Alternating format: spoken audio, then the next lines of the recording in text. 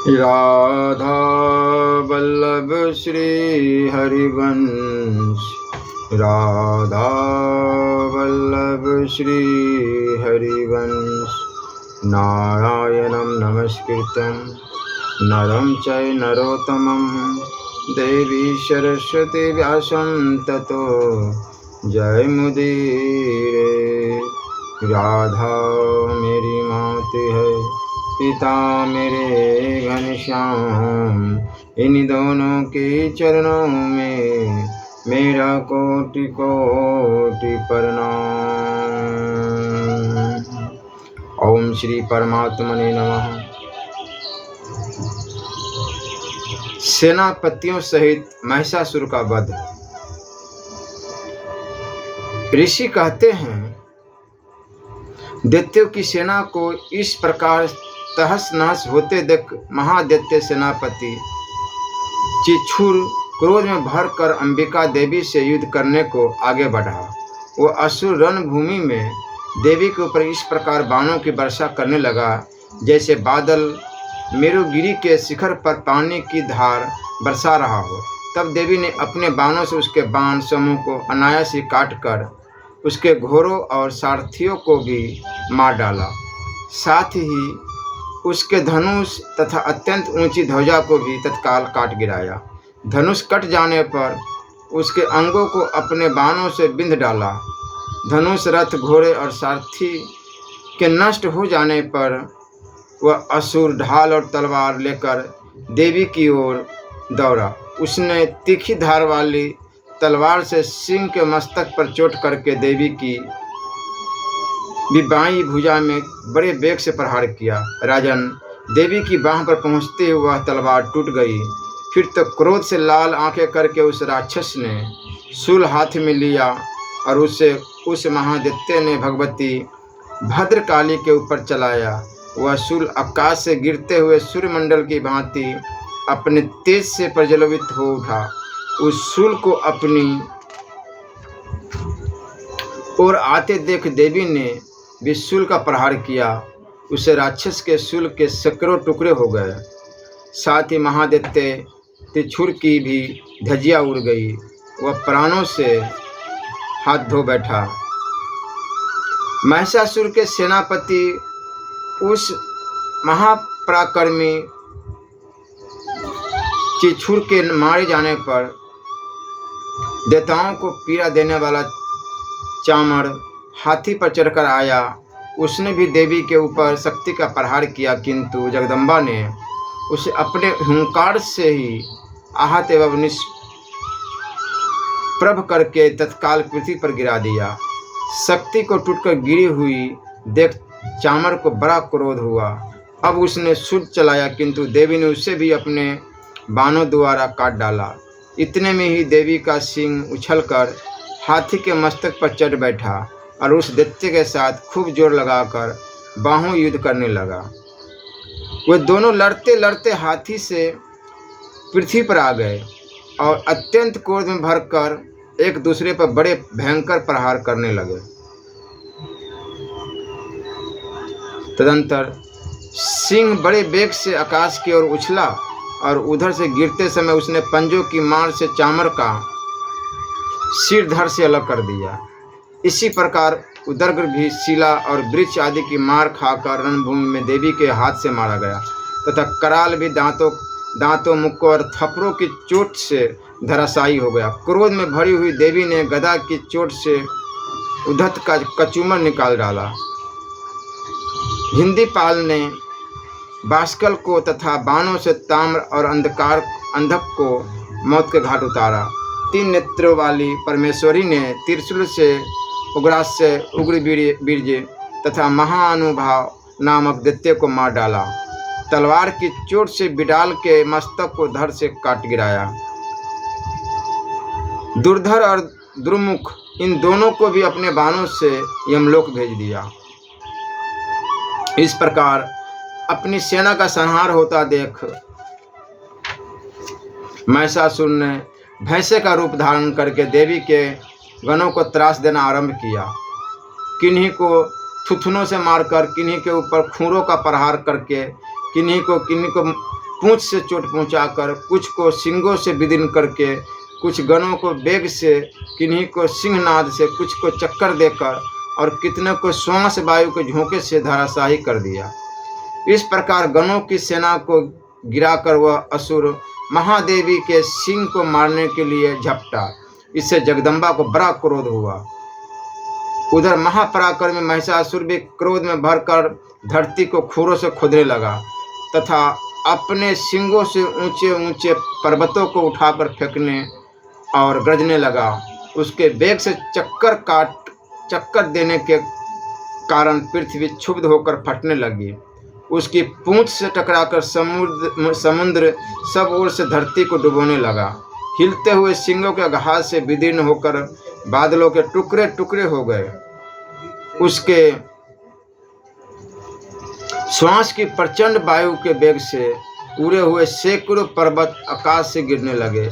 इस प्रकार क्रोध में भरे हुए उस महादैत्य को अपनी ओर आते देख चंडिका ने उसका वध करने के लिए महान क्रोध किया। उन्होंने पास फेंककर उस महान असुर को बांध लिया। उस महासंग्राम में बंध जाने पर उसने भैंसे का रूप त्याग दिया और तत्काल सिंह के रूप में वह प्रकट हो गया। उस अवस्था में जगदम्बा ज्यों ही उसका मस्तक काटने की उद्यत हुई, तो ही वह खड्गधारी पुरुष के रूप में दिखाई देने लगा। तब देवी ने तुरंत ही बाणों की वर्षा करके ढाल और तलवार के साथ उस पुरुष को भी बांध डाला। इतने में वह महान गजराज के रूप में परिणित हो गया तथा अपनी सूंड से देवी के विशाल सिंह को खींचने और गरजने लगा। खींचते समय देवी ने तलवार से उसकी सूंड काट डाली। तब उस महादैत्य ने पुनः भैंसे का शरीर धारण किया और पहले की भांति चराचर प्राणियों से तीनों लोगों को व्याकुल करने लगा। तब क्रोध में भरी हुई जगत माता चंडिका बारंबार उत्तम मधु का पान करने और लाल आंखें करके हंसने लगी। उधर वह बल और पराक्रम के मद से उन्मत्त हुआ राक्षस अपने सिंघों से चंडी के ऊपर पर्वतों को फेंकने लगा और डकारने लगा। उस समय देवी अपने बाणों के समूह से उसके फेंके हुए पर्वतों को चूर्ण कर देती हुई बोली। बोलते समय उनका मुख मधु के मद से लाल हो रहा था और वाणी लड़खड़ा रही थी।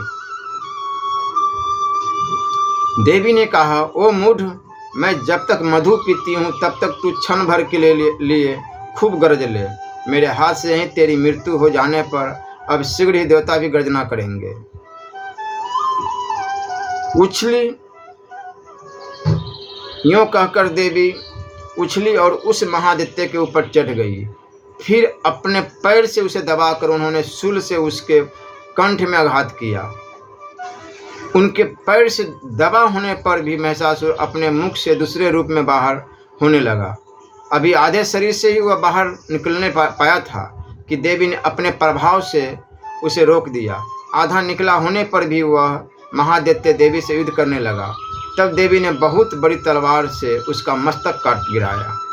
फिर तो हाहाकार करती हुई दैत्यों की सारी सेना भाग गई तथा संपूर्ण देवता अत्यंत प्रसन्न हो गए। देवताओं ने दिव्य महर्षियों के साथ दुर्गा देवी का स्तवन किया। गंधर्वराज गान करने लगे तथा अप्सराएं नृत्य करने लगा।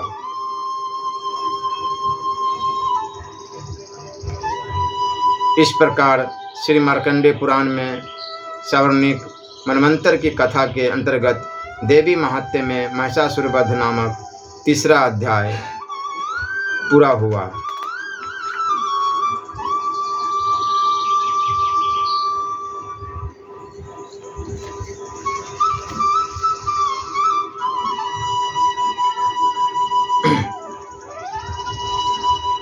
सिद्धि की इच्छा रखने वाले पुरुष जिनकी सेवा करते हैं तथा देवता जिन्हें सब ओर से घेरे रहते हैं, उन जया नाम वाली दुर्गा देवी का ध्यान करें। उनके श्रीअंगों की आभा काले मेघ के समान श्याम है। वह अपने कटासों से शत्रु समूह को भय प्रदान करती है। उनके मस्तक पर अवध चंद्रमा की रेखा शोभा पाती है। वह अपने हाथों में शंख चक्र कृपाण और त्रिशूल धारण करती। उनके 3 नेत्र वे सिंह के कंधे पर चढ़ी हुई है और अपने तेज से तीनों लोगों को परिपूर्ण कर रही है। ऋषि कहते, अत्यंत पराक्रमी दुरात्मा महिषासुर तथा उसके दैत्य सेना के देवी के हाथ से मारे जाने पर इंद्र आदि देवता प्रणाम के लिए गर्दन तथा कंधे झुकाकर उन भगवती दुर्गा का उत्तम वचनों द्वारा स्तवन करने लगे। उस समय उनके सुंदर अंगों में अत्यंत हर्ष के कारण रोमांच हो आया था। देवता बोले, संपूर्ण देवताओं की शक्ति का समुदाय ही जिनका स्वरूप है तथा जिन देवी ने अपनी शक्ति से संपूर्ण जगत को व्याप्त कर रखा है, समस्त देवताओं और महर्षियों की पूजनीया उन जगदम्बा को हम भक्तिपूर्वक नमस्कार करते हैं। वे हम लोगों का कल्याण करें, जिनके अनुपम प्रभाव और बल का वर्णन करने में भगवान शेषनाग, ब्रह्मा जी तथा महादेव जी भी समर्थ नहीं है। वे भगवती चंडिका संपूर्ण जगत का पालन एवं अशुभ भय का नाश करने का विचार करें। जो पुण्यात्माओं के घरों में स्वयं ही लक्ष्मी रूप से, पापियों के यहाँ दरिद्रता रूप से, शुद्ध अंतकरण वाले पुरुषों के हृदय में बुद्धि रूप से, सत्पुरुषों में श्रद्धा रूप से तथा कुलीन मनुष्यों में लज्जा रूप से निवास करती है, उन आप भगवती दुर्गा को हम नमस्कार करते हैं। देवी संपूर्ण विश्व का पालन कीजिए। देवी आपके इन अचिंत्य रूप का, असुरों का नाश करने वाले भारी पराक्रम का तथा समस्त देवताओं और दैत्यों के समक्ष युद्ध में प्रकट किए हुए आपके अद्भुत चरित्रों का हम किस प्रकार वर्णन करें। आप संपूर्ण जगत की उत्पत्ति कारण आप में सत्वगुण, रजोगुण और तमोगुण ये तीनों गुण मौजूद है, तो भी तो दोषों के साथ आपका संसर्ग नहीं जान पड़ता। भगवान विष्णु और महादेव जी आदि देवता भी आपका पार नहीं पाते। आप ही सबका आश्रय है। यह समस्त जगत आपका अंशभूत है, क्योंकि आप सबकी आदिभूत व्याकृता परा प्रकृति है। देवी संपूर्ण युगों में जिसके उच्चारण से सब देवता तृप्ति लाभ करते हैं, वह स्वाहा आप ही है। इसके अतिरिक्त आप पितरों की भी तृप्ति का कारण है। अतएव आप सब लोग आपको स्वधा भी कहते हैं। देवी जो मोक्ष की प्राप्ति का साधन अचिंत्य महाव्रत स्वरूपा है, समस्त दोषों से रहित, जितेंद्रिय तत्व को ही सार वस्तु मानने वाले तथा मोक्ष की अभिलाषा रखने वाले मुनिजन जिसका अभ्यास करते हैं, वह भगवती पराविद्या आप ही है। आप शब्द स्वरूपा है, अत्यंत निर्मल, ऋग्वेद, यजुर्वेद तथा उर्दित के मनोहर पदों के पाठ से युक्त सामवेद का भी आधार आप ही है। आप देवी त्रयी, तीनों वेद और भगवती छहों ऐश्वर्यों से युक्त है। इस विश्व की उत्पत्ति एवं पालन के लिए आप ही वार्ता, खेती एवं आजीविका के रूप में प्रकट हुई है। आप संपूर्ण जगत की घोर पीड़ा का नाश करने वाली है। देवी जिससे समस्त शास्त्रों के सार का ज्ञान होता है, वह मेघा शक्ति आप ही है। दुर्गम भवसागर से पार उतारने वाली नौका रूप दुर्गा देवी भी आप ही है। आपकी कहीं भी आसक्ति नहीं है। केटभ के शत्रु भगवान विष्णु के वश स्थल में एकमात्र निवास करने वाली भगवती लक्ष्मी तथा भगवान चंद्रशेखर द्वारा सम्मानित गौरी देवी भी आप ही है। आपका मुख मंद मुस्कान से ही सुशोभित निर्मल पूर्ण चंद्रमा के बिंब का अनुकरण करने वाला और उत्तम स्वर्ण की मनोहर कांति से कमनीय है, तो भी उसे देखकर महिषासुर को क्रोध हुआ और सहसा उसने उस पर प्रहार कर दिया। यह बड़े आश्चर्य की बात है। देवी वही मुख जब क्रोध से युक्त होने पर उदय काल के चंद्रमा की भांति लाल और तनी हुई भौहों के कारण विकराल हो उठा, तब उसे देखकर जो महिषासुर के प्राण तुरंत नहीं निकल गए, वह उससे भी बढ़कर आश्चर्य की बात है, क्योंकि क्रोध में भरे हुए यमराज को देखकर भला कौन जीवित रह सकता है। देवी आप प्रसन्न हो, परमात्मा स्वरूपा। आपके प्रसन्न होने पर जगत का अभ्युदय होता है और क्रोध में भर जाने पर आप तत्कालिक कितने कुलों का सर्वनाश कर डालती है। यह बात अभी अनुभव में आई है, क्योंकि महिषासुर की यह विशाल सेना क्षण भर में आपके कोप से नष्ट हो गई।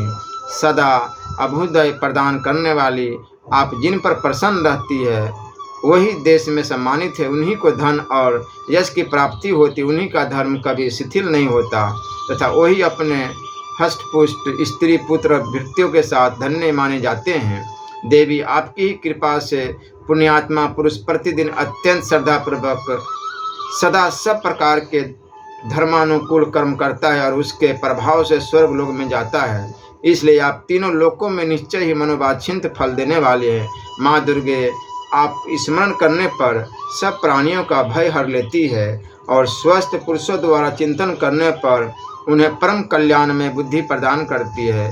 दुख, दरिद्रता और भय हरने वाली देवी आपके सिवा दूसरी कौन है, जिसका चित्त सबका उपकार करने के लिए सदा ही दयार्द रहता है हो। देवी, इस राक्षसों के मारने से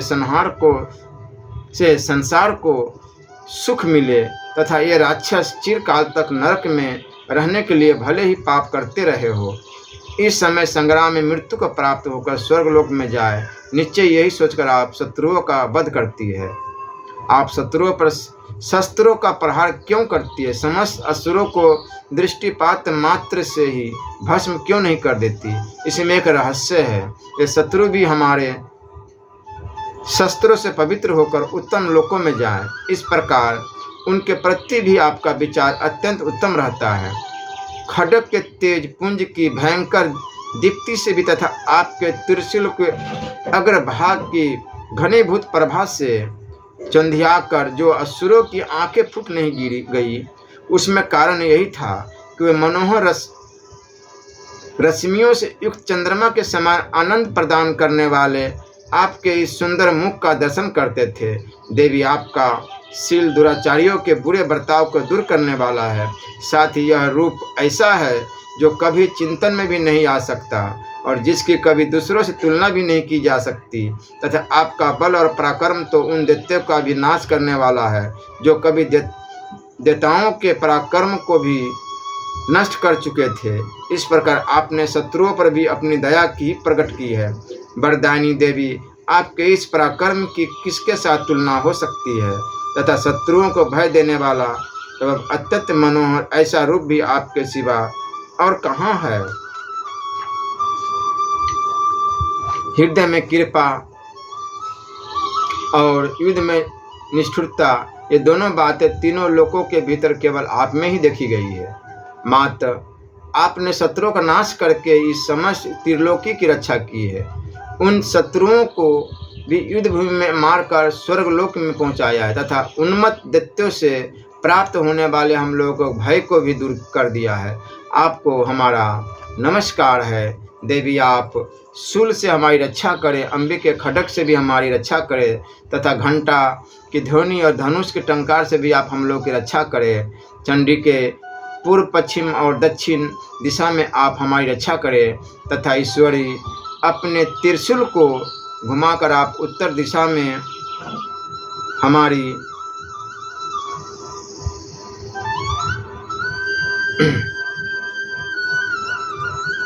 तथा इस भूलोक की रक्षा करें। अंबिके, आपके कर पल्लवों में शोभा पाने वाले खड्ग, शूल और गदा आदि जो अस्त्र हो, उन सब के द्वारा आप सब ओर से हम लोगों की रक्षा करें। इस प्रकार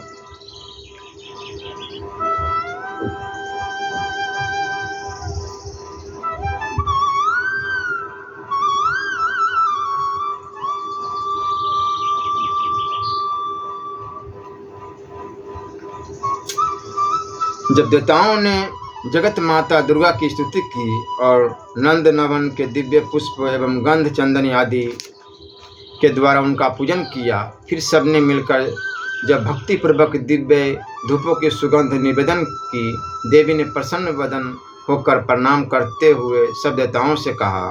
देवी बोली, देवताओं, तुम सब लोग मुझसे जिस वस्तु की अभिलाषा रखते हो उसे मांगो। देवता बोले, भगवती ने हमारी सब इच्छा पूर्ण कर दी, अब कुछ भी बाकी नहीं है, क्योंकि हमारा यह शत्रु महिषासुर मारा गया। महेश्वरी, इतने पर भी यदि आप हमें और वर देना चाहती है तो हम जब जब आपका स्मरण करें तब तब आप दर्शन देकर हम लोगों के महान संकट दूर कर दिया करें तथा प्रसन्नमुखी अंबिके, जो मनुष्य इस स्तोत्रों द्वारा आपकी स्तुति करे उसे वित्त, समृद्धि, वैभव देने के साथ ही उसकी धन और स्त्री आदि संपत्ति को भी बढ़ाने के लिए आप सदा हम पर प्रसन्न रहें। राजन, देवताओं ने जब अपने तथा जगत के कल्याण के लिए भद्रकाली देवी को इस प्रकार प्रसन्न किया। तब वे तथास्तु कहकर वहीं अंतर्ध्यान हो गई। भोपाल इस प्रकार पूर्व काल में तीनों लोगों के हित चाहने वाली देवी जिस प्रकार देवताओं के शरीर से प्रकट हुई थी, वह सब कथा मैंने कह सुनाई। अब पुनः देवताओं का उपकार करने वाली वे देवी दुष्ट दैत्यों तथा शुंभ निशुंभ का वध करने के लिए एवं सब लोगों की रक्षा करने के लिए गौरी देवी के शरीर से जिस प्रकार प्रकट हुई थी, वह सब प्रसंग मेरे मुंह से सुनो। मैं उसका तुमसे यथावत वर्णन करता हूँ। इस सावरणी मनवंतर के देवी महात्म्य में श्री राधा वल्लभ लाल की जय। जय माता भवानी की जय।